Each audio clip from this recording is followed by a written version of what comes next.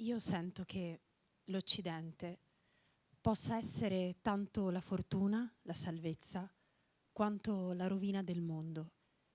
Sentiamo tutti i giorni parlare di donne e bambini massacrati per divertimento, ancora vittime immolate agli egoismi più neri, e tutti a farsi la stessa domanda: cosa possiamo fare?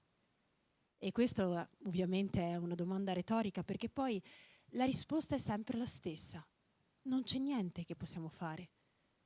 E questa, amico mio, cristiano no che tu sia, è la più grande sconfitta. È quello che queste forze perverse, questi macellai di umanità, si propongono di ottenere con il loro terrorismo.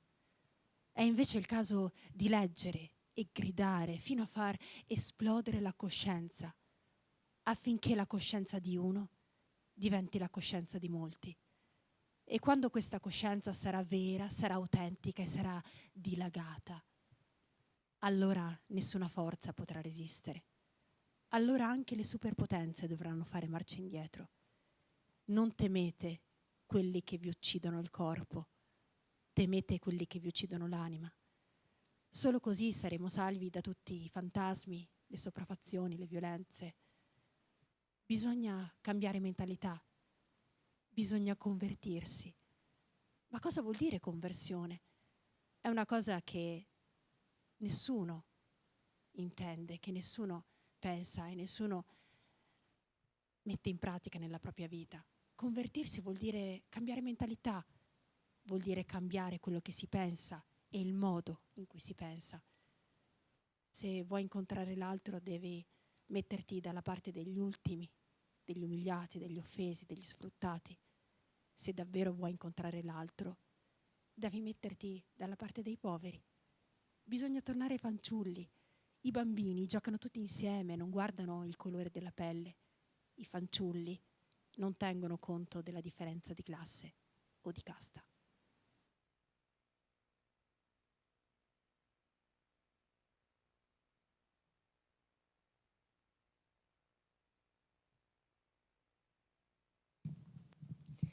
Dopo questa introduzione di Eleonora Fontana, parte dello spettacolo che poi è diventato un libro di Davide ed Eleonora, Giulietta sono io, a Quatorbia iniziamo la nostra presentazione. Eleonora, due parole su Eleonora e Davide.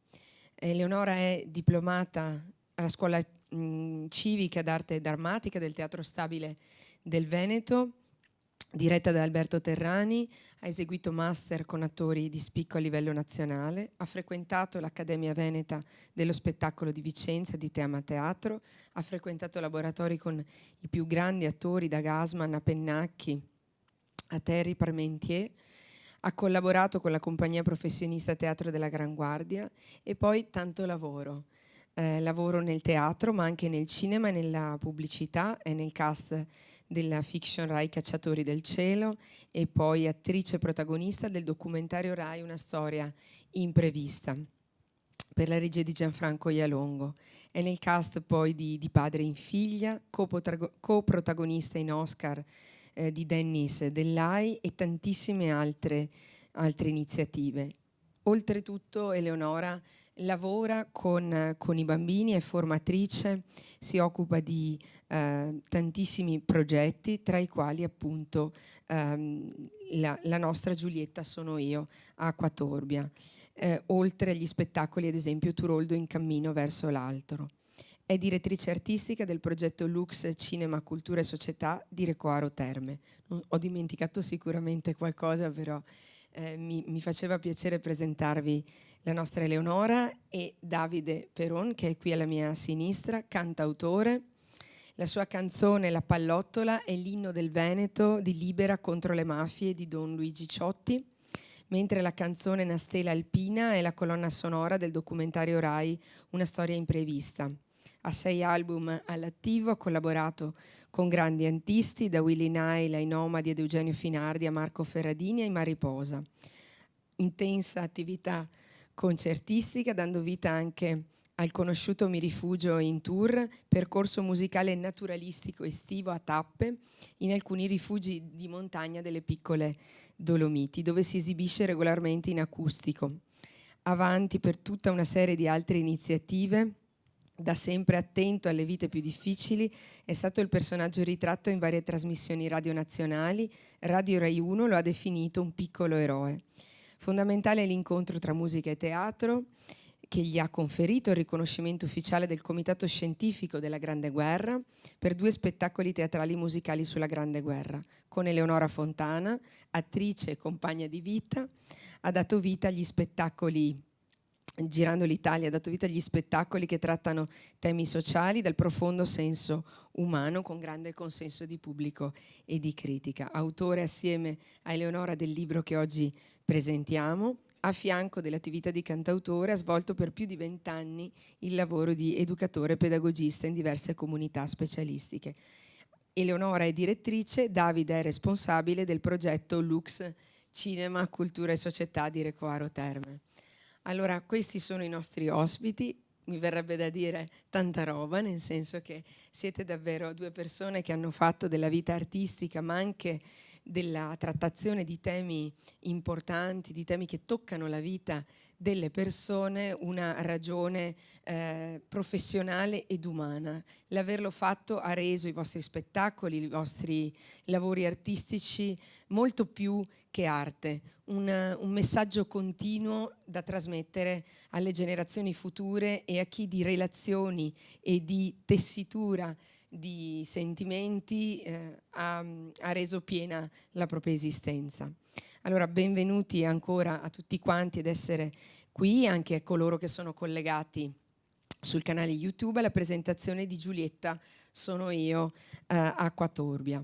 Chiedo subito a Eleonora, e partiamo subito con questa domanda: da che cosa nasce questo libro, l'esigenza di mettere su carta questo libro? Io e Davide abbiamo cercato di raccontare che cosa intendiamo noi quando incontriamo l'arte, no? E incontriamo anche l'altro attraverso l'arte. E quando ci siamo interrogati su quale fosse il modo migliore per descrivere che cos'è l'altro, subito abbiamo pensato dobbiamo farlo attraverso parole autorevoli, sicuramente non le nostre, che siamo persone comuni, e quindi la prima cosa è stata quella di dare voce a quello che è il pensiero di padre David Maria Turoldo. Infatti Giulietta Sono io contiene 2 testi teatrali, i testi proprio degli spettacoli con cui noi giriamo l'Italia. Uno è Giulietta Sono io, Acqua Torbia, e l'altro è Turoldo in cammino verso l'altro. Il proseguo è stato normale, naturale, quindi se prima abbiamo cercato di dare voce a quello che era la parola autorevole di padre David, la seconda cosa naturale è stata quella di poterlo raccontare, questo altro, attraverso la voce di 3 donne scartate. La prima è una cieca, la seconda è una prostituta e la terza è una donna che si è innamorata di un immigrato, e quindi un amore che racconta l'unione di 2 anime che appartengono a mondi diversi, a culture diverse, e quanto possa essere difficile questo amore.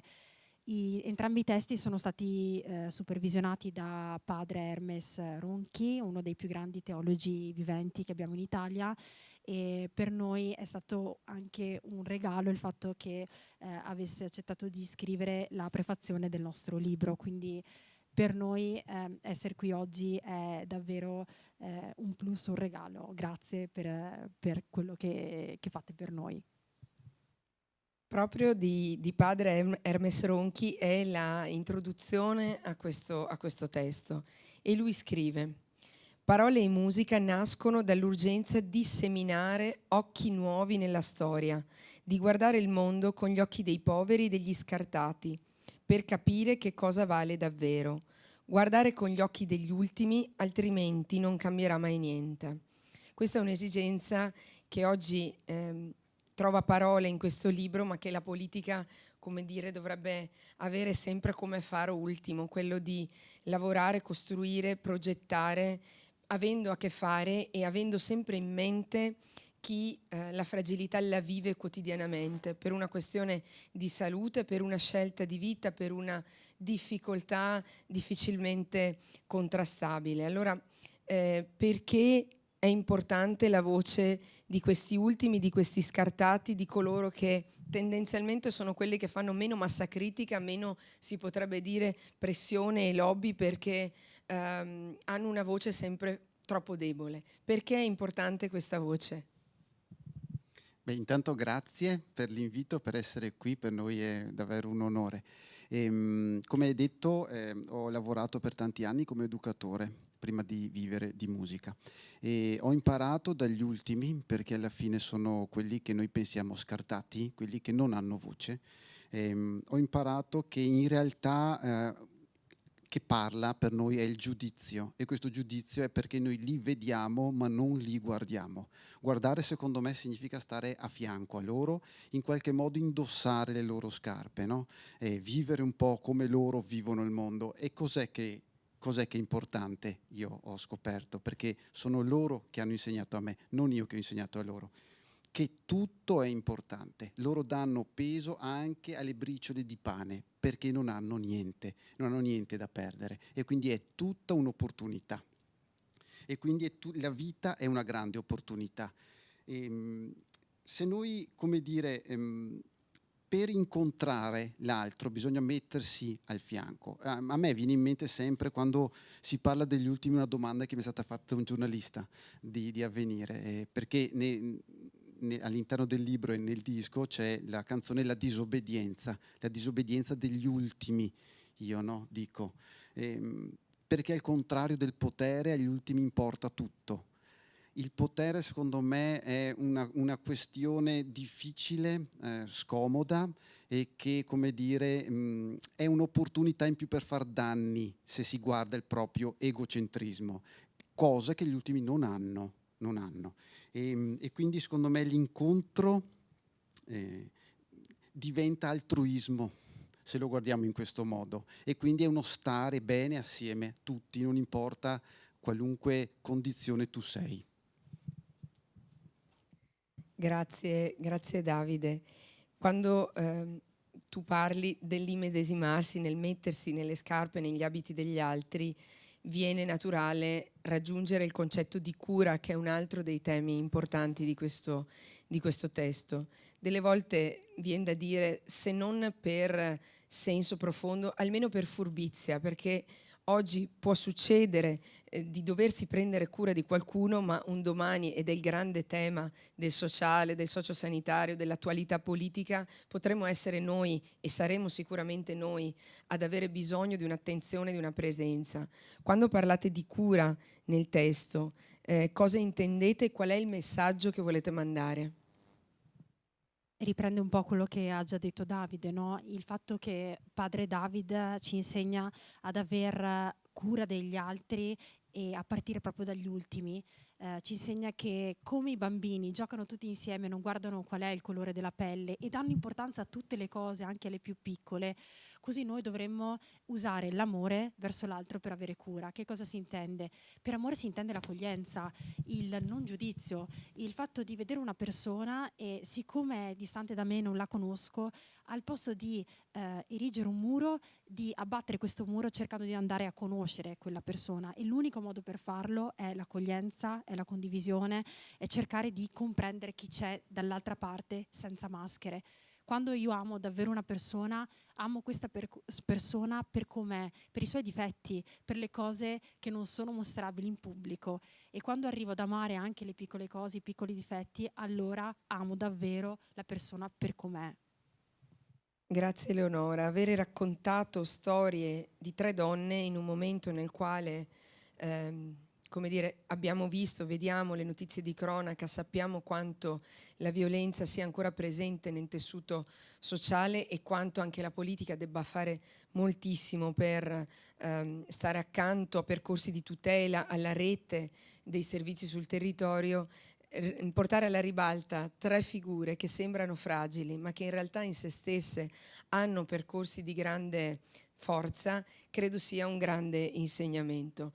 Voi siete, ultima domanda, una coppia non soltanto artistica, ma una coppia nella vita, che ha 3 splendidi bambini, e quindi tutto questo concetto di amore, tutto questo approfondimento che voi fate nel testo, come lo vivete nella vostra vita quotidiana? Qua non so chi voglia rispondere, ma la responsabilità se la prende Davide. Perfetto. Provo a rispondere io.